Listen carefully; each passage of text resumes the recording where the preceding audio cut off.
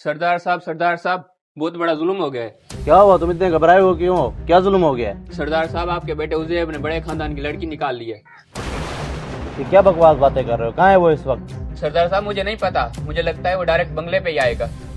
वो देखे, आ गया उजैब। चलो नायला, जल्दी चलो। नायला, अंदर जाओ। ये क्या कर दिया तुमने? तुम्हें जरा से भी शर्म नहीं आई किसी की इज्जत यूं नीलाम करते हुए? किसी की इज्जत नीलाम नहीं होती। मैं नायला से मोहब्बत करता हूँ, उससे निकाह करूंगा मैं। सुन रहे हो अब्बा? तो मोहब्बत का ये मतलब नहीं है कि तुम किसी की इज्जत को यूं नीलाम कर दो। तुम चुप रहो इधर। वो उससे मोहब्बत करता है, इसमें बुराई ही क्या है? और वैसे भी हम सरदार लोग हैं, हमें किस चीज की परवाह नहीं है। अब्बा, आप भी उसके गलत काम में उसका साथ दे रहे हैं, ये बहुत गलत बात है। अगर ये लड़की उन्हें वापस दे दी तो हमारी गाँव में बदनामी होगी। ओ अब्बा, ये आप किससे बता रहे हैं? आपको पता तो एक नंबर का डरपोक है, जरा सी बात पे घबरा जाता है। भाई साहब, हम रानी साहिबा को कैसे वापस लाएंगे?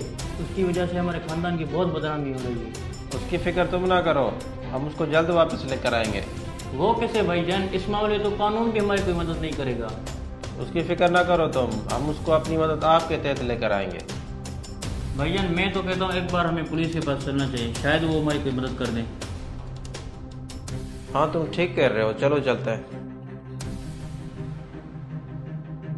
रुको, तुम तो उसी सरदार के बेटे हो ना जिसने हमारे खानदान की लड़की निकाल ली है? हाँ, हूँ तो मैं इसी सरदार का बेटा, लेकिन यहाँ पर मैं आपका मसला हल करने की नीयत से आया हूँ। जो बात है अभी साफ साफ बताओ, वरना हम तुम्हें अभी पुलिस के हवाले करेंगे। मेरे पास एक तरकीब है। आप सबसे पहले पुलिस स्टेशन जाएं और इस मामले की रिपोर्ट दर्ज करवाएं। उसके बाद आप मुझसे आके मिलें, मैं आपको बताऊंगा कि क्या करना है। अच्छा ठीक है, हम अभी जाके जो है ना रिपोर्ट दर्ज करवाते हैं। थानेदार साहब, क्या हम अंदर आ सकते हैं? जी आए बैठे, क्या फिराद लेकर आए? थानेदार साहब, सरदार नवीद के बेटे हुजैब ने हमारे खानदान की लड़की निकाल ली है। आप मेहरबानी करके हमारी कोई मदद करें। आपको पता तो है ना, सरदार नवीद बहुत ताकतवर है और वो इतनी आसानी से हमारी बात नहीं मानेगा, और हमारे पास उसके खिलाफ कोई ठोस सबूत भी नहीं है। थानेदार साहब, उसकी फिक्र आप ना करें, आप बस हमारे साथ चलें।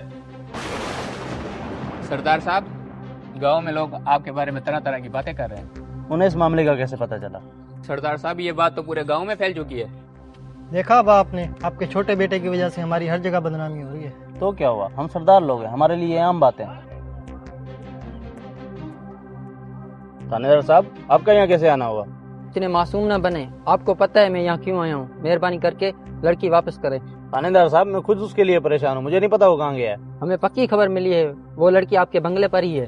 किसने आपको खबर दी है? मैंने बताया इन्हें। थानेदार साहब, मैं सरदार नवीद का बड़ा बेटा बात कर रहा हूँ। आप जल्दी से हमारे बंगलो आ जाएं, वहीं पे हुजैब ने उस लड़की को रखा हुआ है। क्या? क्यों बताया तुमने? अब्बा, आपके घर में भी तो बेटी है, थोड़ा सा तो ख्याल कर लें। आखिर कब तक ये समाज मर्दों की बुराइयों पे पर्दा डालता रहेगा? अगर यही गलती आपकी बेटी ने की होती तो आप उसको कत्ल ही करवा देते। बेटियों का भी इस माशरे में उतना ही हक है जितना बेटों का। आप फिक्र ना करें, मैं अभी लड़की को लेके आता हूँ। हैदर, तुम ये मेरे साथ ठीक नहीं कर रहे। तुम जैसे लोगों का यही अंजाम होना चाहिए। आज के इस दौर में जिस तरह बेटों को उनके हकूक दिए जाते हैं, उनकी गलती को माफ़ करके उन्हें बचाया जाता है, हमें उसी तरह अपनी बेटियों के हकूक का भी ख्याल करना चाहिए और उनसे उनकी बात पूछनी चाहिए। जब मर्द और औरत को एक जैसे हकूक दिए जाएंगे तो माशरा बहुत खूबसूरत होगा। अगर आपको हमारा मैसेज पसंद आया है तो इसे अपने दोस्तों के साथ ज़रूर शेयर करें।